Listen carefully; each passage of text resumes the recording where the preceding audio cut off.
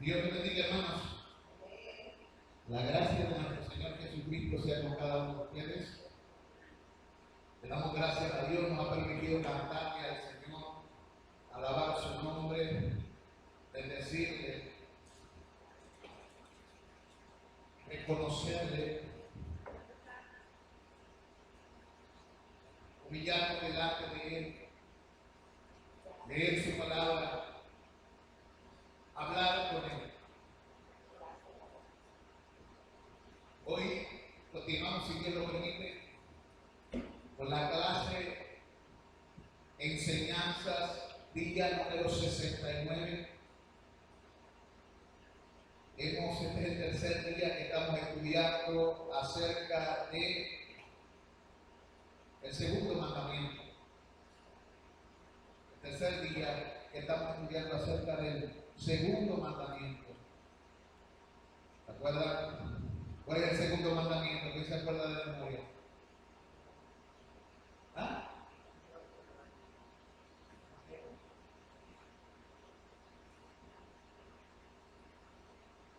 El primero era: no tendrás dioses ajenos delante de mí. Y el segundo es: ¿cómo? No te harás imagen. Exactamente. No te harás imagen de ninguna semejanza de lo que está arriba en el cielo, ni abajo en la tierra, ni en las aguas debajo de la tierra. No te inclinarás a ellas, ni las honrarás, porque yo soy Jehová, tu Dios, fuerte, celoso, que visito la maldad de los padres sobre los hijos hasta la tercera y cuarta generación de los que me aborrecen. O sea que aquí hay como una, donde Dios dice de los que me aborrecen. Así que algo cambia cuando hay un arrepentimiento y hay un amor a Dios. Pero si la persona permanece en aborrecer, esto sigue vigente.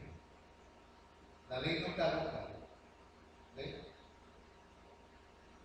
Y hago misericordia, millares, a los que me aman y guardan mis mandamientos.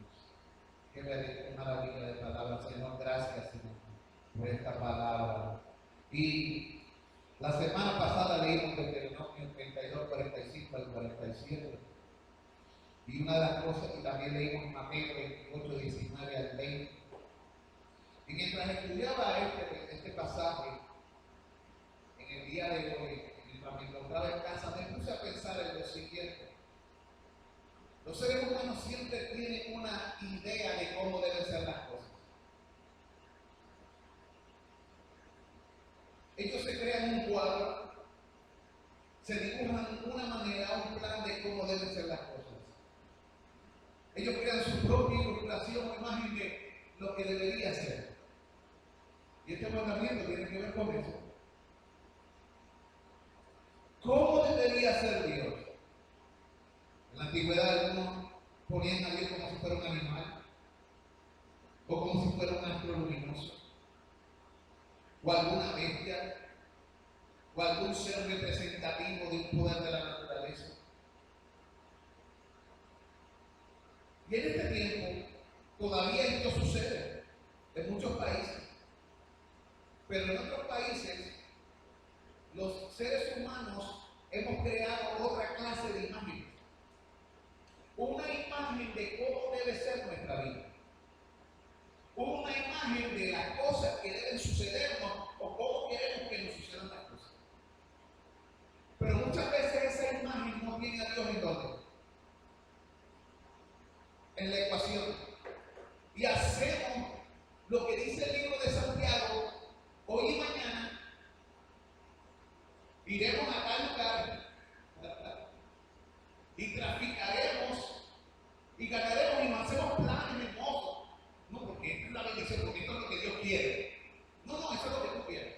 Eso es lo que te agrada a ti, eso es lo que te hace feliz. Eso es lo que tú piensas que es el evangelio.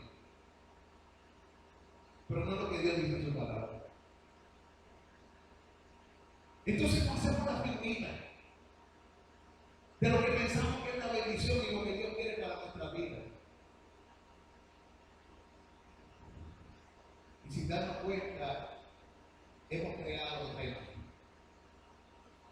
una imagen que se amolda a nuestro corazón, una imagen que se somete a nuestro deseo. Porque no nos gusta lo que Dios habla. No nos gusta lo que Dios ha revelado y dicho que es y que será. Entonces luchamos contra eso. Y tratamos de imponerle a Dios nuestra imagen de cómo deben ser las cosas. Y tratamos de imponerle a Dios nuestros sueños y nuestros planes. Y nos corrompemos. Lo que hizo Satanás, el hombre lo sigue haciendo.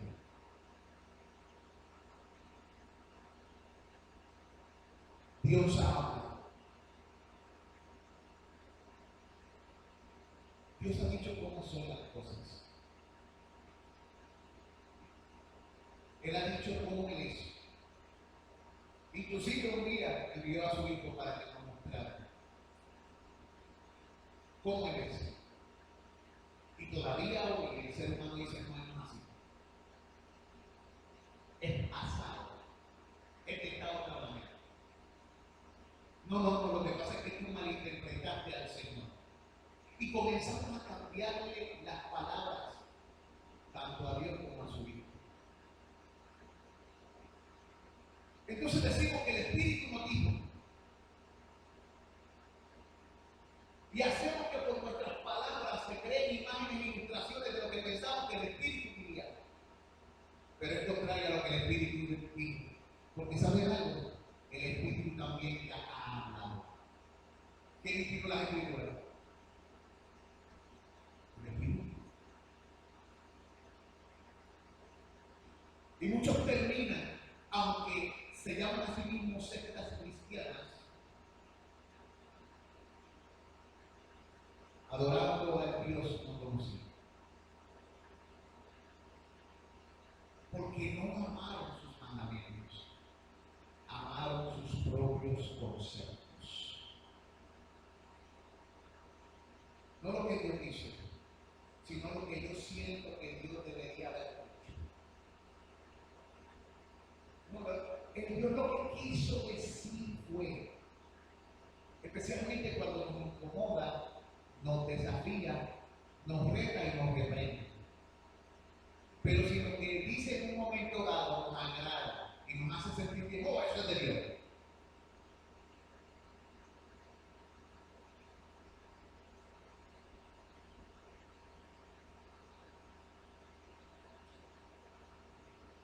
Veamos lo que dice la Escritura y lo que enseñaron tanto Dios como su Cristo a los apóstoles y a través de los apóstoles de lo que debe ser la iglesia y la imagen que Dios se propuso para que tú como individuo y tú como iglesia fueras. Vamos a leer escrito en la Biblia donde Dios nos va a enseñar lo que Él tiene en su corazón y en su mente cuando habla de su palabra y cuando dice ahí, mira, no te hagas imagen, no te pongas a inventar. Mi misericordia yo la derramo sobre los que me aman. Y el amor a mí en guardar mis mandamientos. Vamos a ver las Escrituras. Primeramente, libro de Hechos, capítulo 2, versículo 4 al 48. Veamos. Porque acuérdense que la pregunta que estamos en los deberes requeridos en este segundo mandamiento. Este segundo mandamiento nos está diciendo, no te la inventes. Yo no te estoy pidiendo que tú seas creativo. Yo te estoy pidiendo que tú, siguiendo mis instrucciones, me obedezcas. ¿Ves? Porque el problema es que nos hemos puesto tan creativos en las iglesias que nos hemos apartado de lo que Dios ha dicho directamente. Entonces pensamos que esa creatividad es agradable a Dios. Miren, Dios se agrada y siempre se ha agradado a lo mismo. ¿Qué? Que se le obedezca. Él nos hace diferentes. Y la obediencia a su palabra se puede ver de diferentes formas en la vida diaria. Y Él nos enseña aquí cómo se ve esa obediencia a su palabra. Primeramente, en Hechos 2:40-42, veamos cómo se ve en la vida de la iglesia este mandamiento, donde no nos las inventamos ni nos ponemos a hacer cosas que Él nos mandó, sino que hacemos lo que Él sí ordenó. Y con muchas palabras testificaba y les exhortaba diciendo: sed salvo de esta perversa generación. Porque esta generación lo que hace es ¿qué? Distorsionar, invertársela, pervertir y llamarle: no, eso es bueno, eso es de Dios.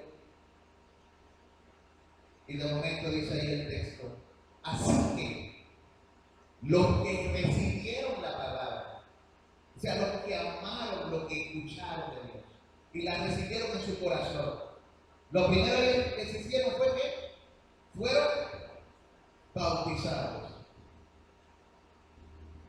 O sea, estoy reconociendo con el bautismo lo que tú hiciste en mí, lo que tú hiciste por mí y lo que tú dices que quieres que yo haga.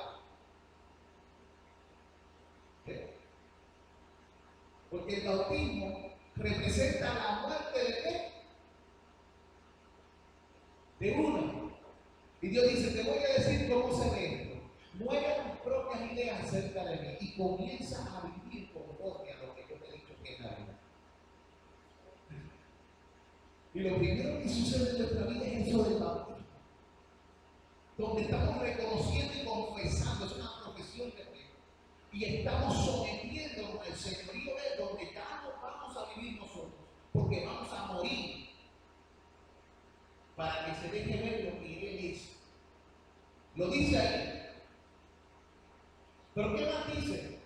¿Cómo se ve esa obediencia que no crea imágenes de las cosas como deben de ser, sino que ama lo que Dios dice?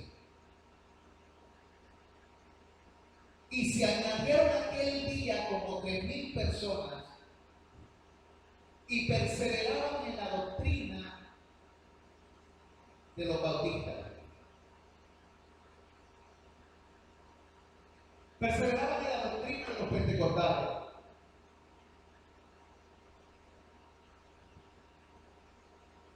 En la doctrina de los presbiterianos. O de los católicos.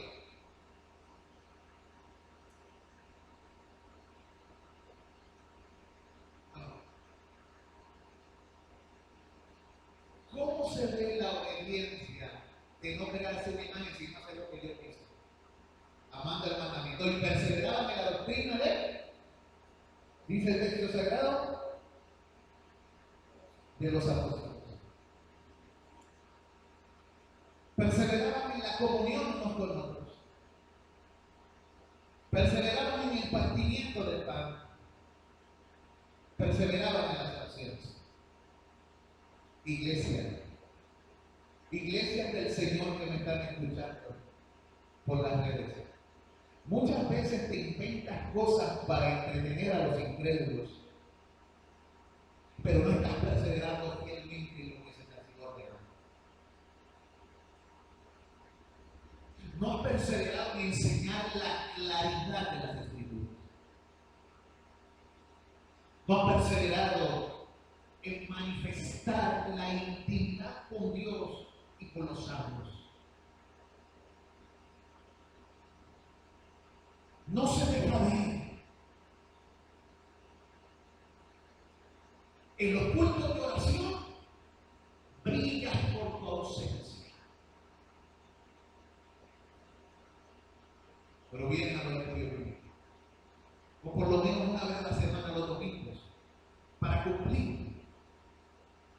Pero no perseveras en la oración. Amigo que me escuchas, iglesia que me escuchas, ya sea de la iglesia bautista de Batillo o de cualquier iglesia del Señor,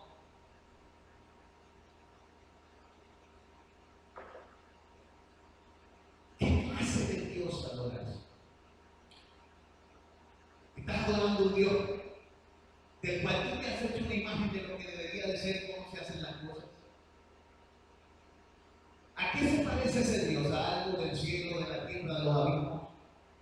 ¿Es ese Dios como el que se reveló a sí mismo con las intenciones y los mandatos que Dios quiere? ¿O están haciendo cosas para tratar de evitar hacer lo que el Señor claramente ordenó en su palabra?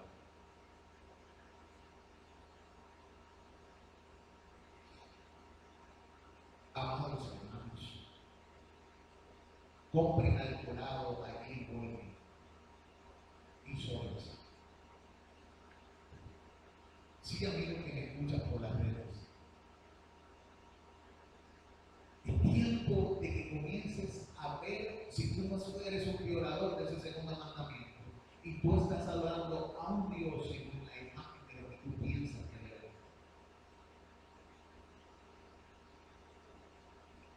Porque ahí dice claramente lo que Dios quiere que la iglesia en su tiempo. Dios nos ha dicho lo que tenemos que hacer. ¿Por qué la iglesia no tiene muchas veces el poder que requiere?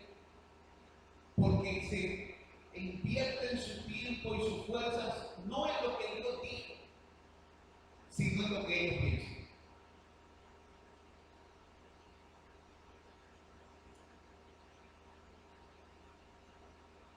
Entonces pensamos, no es que hay que hacer lo relevante. Mire, amado, la palabra de Dios es siempre viva y siempre relevante.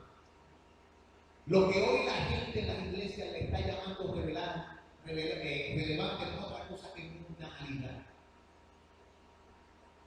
No es otra cosa que perversión. De lo mismo que los apóstoles dijeron que nos apartásemos.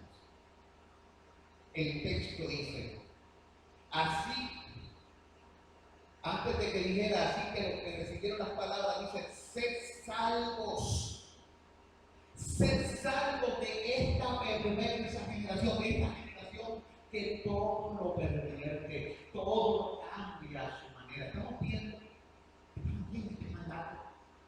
Es terrible.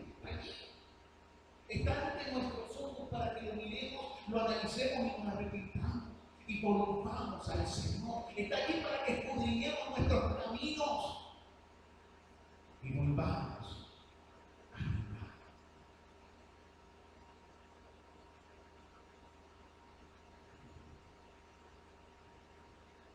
¿Qué dice el Señor que debemos hacer tú y yo como hombres y mujeres de Dios? Primero de Timoteo 6, 11 al 14. Vaya conmigo, primera de Timoteo 6, 11 al 14. No vamos por ahí ni haciendo imágenes de palos, pero tampoco imágenes de lo que deberíamos hacer para Dios, sino debemos hacer lo que Dios mandó que hiciésemos. Y Él ha sido claro en su palabra.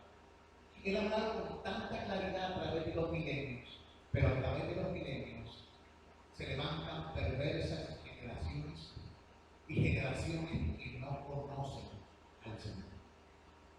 Y han recibido una predicación de un evangelio mentiroso, falso, algo que, como decía Pablo, no es el evangelio. Han olvidado las escrituras, las cuales nos pueden hacer sabios para la salvación. Y es en Cristo Jesús. Mire lo que dice en 1 Timoteo 6, versículo 11 al 14. Una exhortación apostólica, porque la Biblia dice que debemos perseverar en qué? En la doctrina de los apóstoles. Veamos qué le dice un apóstol para que usted sepa que no se la tiene que inventar. No tiene que hacer nada inventado, sino que ya lo ha hablado. ¿Qué dice ahí? En 1 de Timoteo capítulo 6, versículo 11 al 14. Mas tú, oh hombre de Dios, huye de estas cosas. Sigue la justicia, la piedad, la fe, el amor, la paciencia y la mansedumbre. ¿Qué le interesa a Dios según ese texto? ¿En qué Dios quiere que tú y yo como iglesia nos enfoquemos? ¿Qué es lo que Dios le da importancia? eso tiene que ver con el carácter. Estamos trabajando y cincelando nuestro carácter con la palabra y sometiéndonos a ella y exponiéndonos a la verdad. Hay cosas que se encuentran en ese mismo capítulo, si usted va a Timoteo, de las cuales debemos ir. Y hay cosas las cuales debemos seguir. Hay cosas que son no, y hay cosas que Dios ha mandado a seguir. Entre ellas, la justicia es importante. No te hagas una imagen de cómo servir a Dios. Sigue la justicia. ¿Y qué es eso? ¿Qué es la justicia? La justicia es todo lo que es conforme al corazón de Dios. Se lo voy a demostrar. Jesucristo fue a bautizarse con el bautista.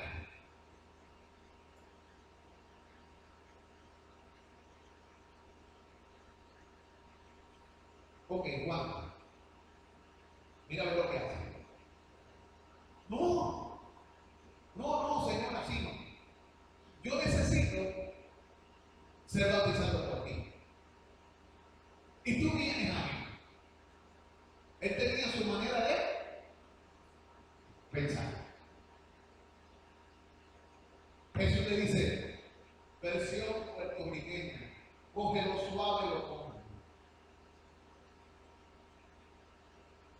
Eso es lo que está diciendo. ¿No te? Coge lo suave y lo come. Le está diciendo, tranquilo, es necesario que cumplamos con toda justicia. Lo que Jesucristo estaba haciendo en ese momento era la voluntad de quién? El Padre. Cuando Jesucristo lo hizo, ¿quién se aparecieron? El Espíritu Santo y el Padre. ¿Qué dijeron acerca de lo que Jesucristo hizo? Este es mi Hijo amado, en el que tengo complacencia. Según las Escrituras y otros textos, Jesucristo nos muestra en el libro de Juan por qué el Padre dice cosas como esta. Porque yo hago siempre lo que le agrada. Yo no hablo mi propia voluntad, ni mi propia palabra. Yo hago lo que he oído del Padre y hago lo que he visto hacer al Padre. Si vemos otras versiones de la Biblia, de ese texto donde dice es necesario que cumplamos con otra justicia, otras versiones lo traducen de esta manera en español. Es necesario que cumplamos con lo que Dios ordena o con lo que Dios ha mandado. Otra versión dice con lo que Dios requiere. Entonces, la justicia es lo que Dios requiere, lo que Dios manda, lo que le trae placer a Dios, lo que le resulta agradable a Dios. ¿Estamos viendo lo que es la justicia? Por eso es que dice que hay una bendición de Dios para millares, los que guardan sus mandamientos, dice la Escritura en el segundo mandamiento. Porque ellos no se hacen una imagen de las cosas como ellos piensan que deben de ser. Ellos han decidido adorar y seguir a Dios en sus términos, como Dios lo mandó, como Dios lo requiere, como Dios lo dijo, como a Dios le gustó, como a Él le agrada, según su buen placer. El problema es que estamos viviendo en una generación perversa porque no le gusta el placer de Dios. Le gusta agradarse a sí mismo. Y se convencen con sus propios corazones que los engañan de que lo que hacen es lo que Dios le agrada, aunque eso es contrario a lo que a Dios dijo. Menos mal que Juan dijo, ¿verdad, Señor? Y cogió y dice, yo vine aquí primeramente a ver este camino a ti. Así que, vente acá. Vamos a bautizar. ¿Ven? Menos mal que Juan era sensible a la voz del Espíritu y a la voz del Hijo. Y sabía a quién se sometía. Gloria a Dios por esa gente que es así. ¿Sabes, cristiano? Dios te ha llamado a ti por ese camino. Hay demasiados ejemplos en este mundo de gente que se ha hecho imagen de Dios hasta en el culto de adoración. De lo que le agrada a Dios o lo deja de agradar. De cómo deben ser las cosas. Sigue la justicia. ¿Qué más debemos seguir según el texto? ¿Qué más Dios quiere de nosotros? La piedad. ¿Qué es eso? ¿Con qué se come esa piedad? ¿Quién me puede decir qué es la piedad?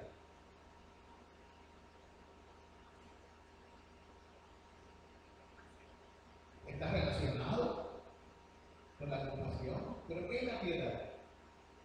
¿Quién me dice? ¿Quién se atreve? No todos a la vez, por favor. ¿Sabes? No hay tiempo. Miren, piedad tiene que ver con la palabra pío. ¿Ven? Y significa una devoción, afecto o entrega profunda a alguien o a algo. El creyente tiene un afecto profundo, una entrega profunda, una devoción profunda hacia quién? Hacia Dios. Dios quiere que en vez de estar inventando las cosas, le aceptemos y llamemos como Él se revela y lo hagamos con profunda devoción, con profunda entrega y enfocado en lo que Él ha dicho y quiere para cada uno de nosotros. Dios quiere que tú y yo sigamos ese segundo mandamiento, siguiendo la justicia, lo que Él ordena, lo que Él le agrada, pero con la actitud correcta, con una profunda devoción. Hay gente que le resulta pesada carga amar, servir y seguir a Dios.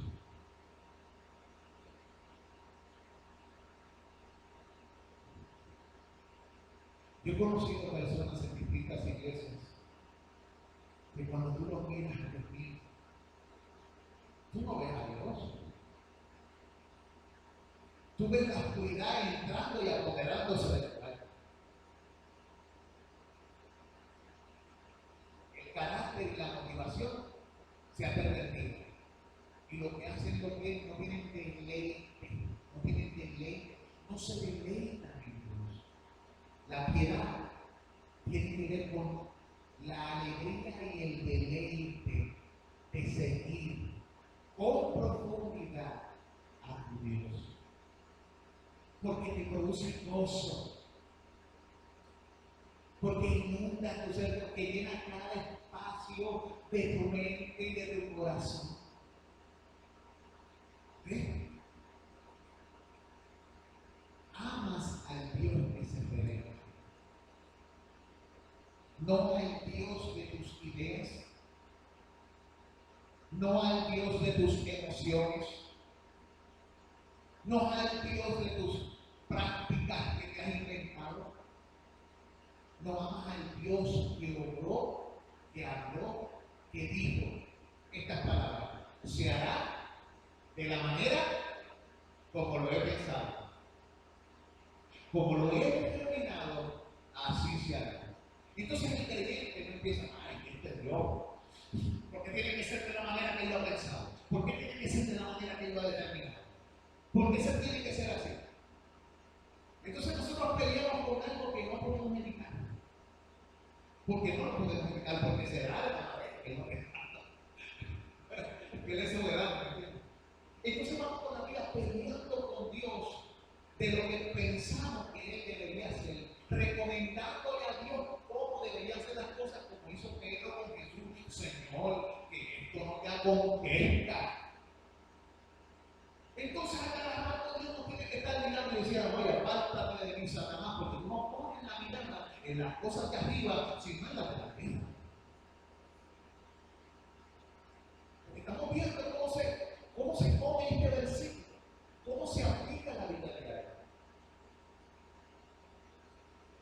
Entonces, no tan solo dice el apóstol cuando está enseñando a Timoteo dice, sigue la fe. Sigue la fe. Ese no es el mensaje de toda la Escritura. El justo por la fe vivirá. No es el mensaje antiguo, presente y futuro. No es lo mismo antes, ahora y siempre. Por ello,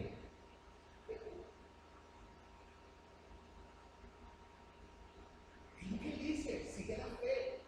O sea, la fe. Conoce a tu Dios, porque la fe implica conocimiento. Confía en tu Dios, porque la fe implica confianza. Créele a tu Dios, porque la fe cree lo que Dios dice y no le llama mentiroso ni le expone lo que él piensa que es mejor que Dios. La fe reconoce que Dios es el que más ama. Pero ¿sabe lo que hace la fe? La fe obedece. Porque la obediencia es el fruto de la fe genuina. Y por eso nos dice, sigue la justicia.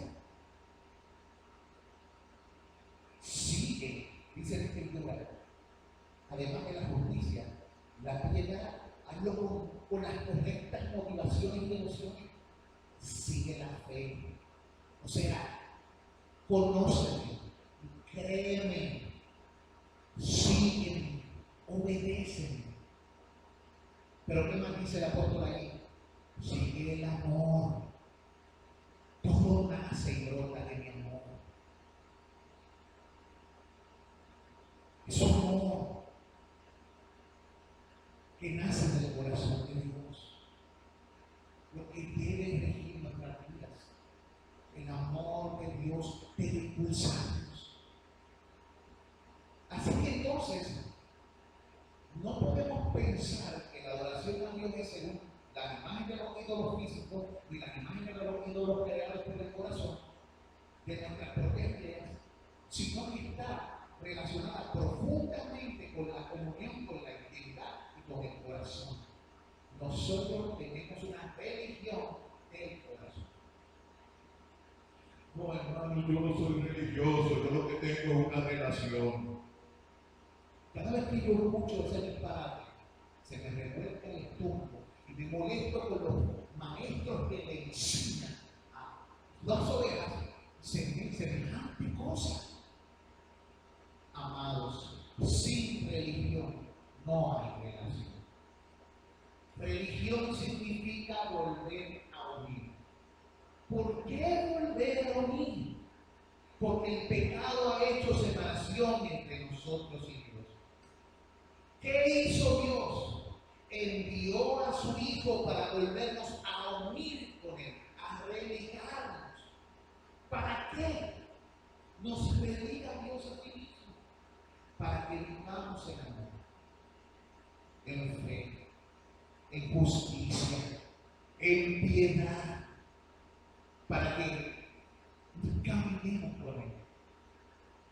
¿Ven?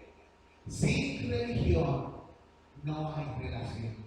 Si permanecemos apartados, no podemos relacionarnos. Pero en el momento que somos religados, vueltos a unir, entonces podemos tener cercanía los unos con los otros y nos relacionamos. ¿Quién logra esa cercanía? ¿Quién la logra? Jesucristo logra esa cercanía. Aunque yo sé que por ahí la gente lo que quiere decir con religión son las reglas recalcitrantes y duras, que por cierto no son ni recalcitrantes ni duras, son las palabras de Dios, que es justa, santa y buena, y la encontramos recalcitrantes y duras, porque ellas señalan nuestro pecado y a nosotros los humanos nos molestan cuando nos pinchan el callo y cuando nos tocan la llaga y cuando nos señalan nuestros problemas. Pero nos olvidamos que cuando Dios en su ley señala nuestro problema, tiene el propósito de revelar la causa, para remover la causa. Y cuando remueve la causa, ¿qué pasa con el síntoma? desaparecen. El amor de Dios se nos revela para mostrarnos dónde estamos mal, para remover la enfermedad, que nosotros tengamos una vida saludable en Él. Eso es lo que crea la sana doctrina, una sana manera de vivir. Cuando tú dices que la doctrina no es importante en la iglesia, tú eres un médico falso, un falso maestro. Porque lo que Dios ha querido que se utilice para sanar a la iglesia es la enseñanza. Lo que Cristo ha querido que se use para estabilizar el corazón del pueblo de Dios es su palabra. Entonces removemos las enseñanzas de Cristo, quitamos los fundamentos y ¿qué tenemos? ¿Están captando esto? Como iglesia. Cada vez se avecinan más falsos maestros, falsos enseñadores. Hay demasiado poder. Estamos viviendo en esos tiempos. Tenemos que estar apercibidos. Huyan de esta perversa generación y sigan la justicia, sigan la piedad, sigan la fe, sigan el amor, sigan la paciencia, que es la perseverancia en medio de muchas situaciones difíciles, y la mansedumbre, que es otra cosa que usar el poder que Dios te ha dado de una manera útil, no con el propósito de destruir a tu vida. Te retendrás a ti mismo, porque tú has recibido el espíritu de lo propio. No para hacer tu voluntad, sino para hacer la suya. Porque fuiste llamado para este camino. Iglesia, cuídate y escucha el mandato, no te harás mal. Ni ninguna semejanza de lo que está arriba en el cielo, ni abajo en la tierra, ni en las aguas debajo de la tierra. No te inclines a ello. No honres eso. Si vas a honrar a alguien, honra a tu Dios. Y Él te honrará. Porque escrito está: yo honro a los que me honran. Amén. Aleluya. Oramos, Señor. Como pasó el tiempo ahora. Vamos a orar a Dios. Y la semana que viene continuamos con esta manera en la que vamos a cumplir este segundo mandamiento, siguiendo la voz del Señor. Soberano Dios. Estoy tan agradecido de la oportunidad que me das de poder hablar junto a mis hermanos de tus palabras y animarlos en lo que es justo, en lo que es bueno, en lo que requiere a lo que tú has ordenado, a tu justicia y a tus palabras y a tus caminos. Enséñanos a andar según tus pisadas. Guíanos. Y como se le predicó a estos de la iglesia primitiva, que debían huir de la perversa generación, enséñanos a huir de toda perversa generación y a enfocarnos en las cosas que tú has ordenado. Guárdanos, Señor, y ayúdanos a serte fiel en el nombre de Jesús. Amén y amén. La gracia del Señor Jesucristo sea con cada uno de ustedes. Salúdense en el amor del Señor.